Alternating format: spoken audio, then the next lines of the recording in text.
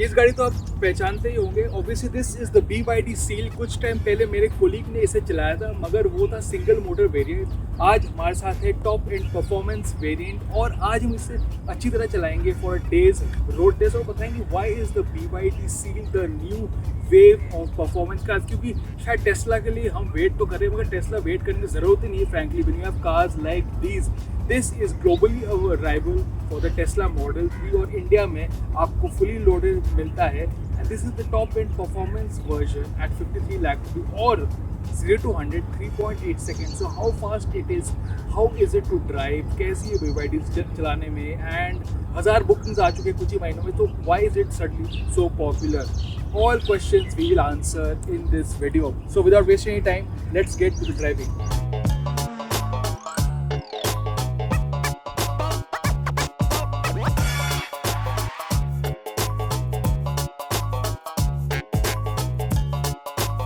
So let's get started with the driving experience. अगर मैं specs की बात करूँ, स्पेसिफिकेशंस में देखेंगे तो यहाँ पे पावर बहुत ज़्यादा मिलता है, 530 bhp, 670 Nm टॉर्क, बिकॉज कि यहाँ पे आपको 2 इलेक्ट्रिक मोटर मिलता है, and because of that it is obviously all wheel drive. This is the only one जिसमें आपको ट्विन मोटर्स मिलता है, और बेसिकली BYD से नॉर्मल आप सिंगल मोटर भी ले सकते हैं, जैसे मैं इंट्रो में बोला था, which my colleague drove. It is quite fast enough, but this performance version has that headline grabbing figure जो badge tailgate में 3.8 seconds to 0 to 100 is proper sports car. I mean ये figure for a car which only costs 53 lakhs is really fast and really good value for money in terms of sheer performance.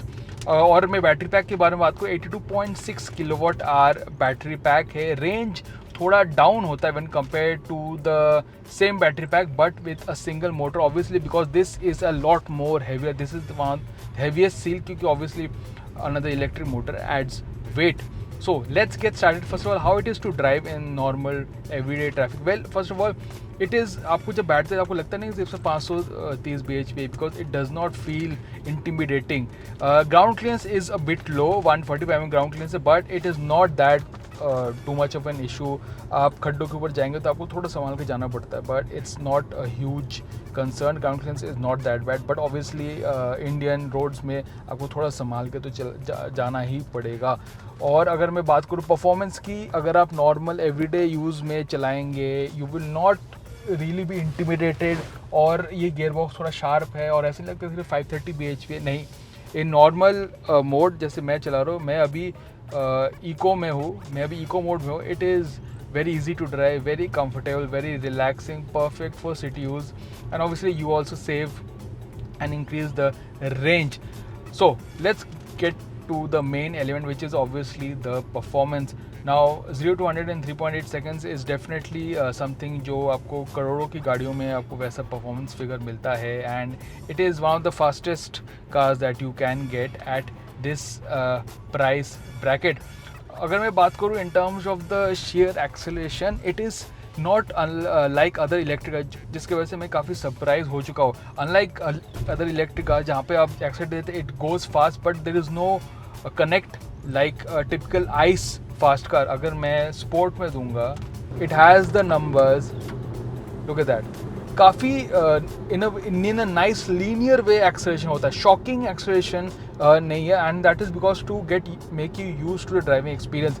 Steering is very nice, light, it is too light मैं कहूँगा, मगर it is direct and keeps you connected, and obviously because of this all wheel drive आपको अच्छा grip मिलता है, and you can actually put down all of that power well.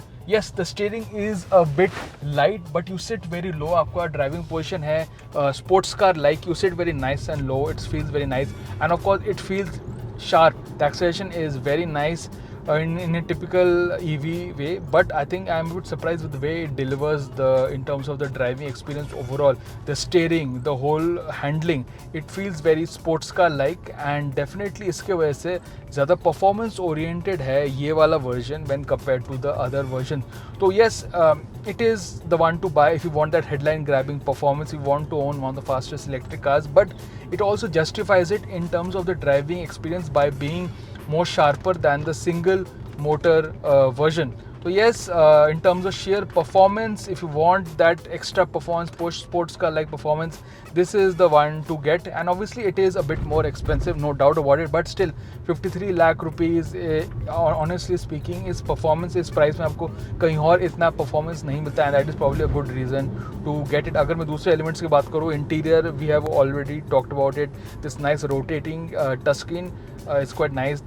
The cabin feels very premium. The ride is surprisingly good despite having 19-inch wheels.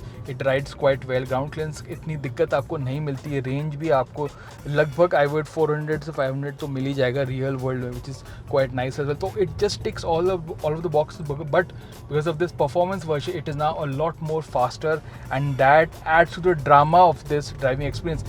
It is not a sports car, but because of this, it is quite fun overall.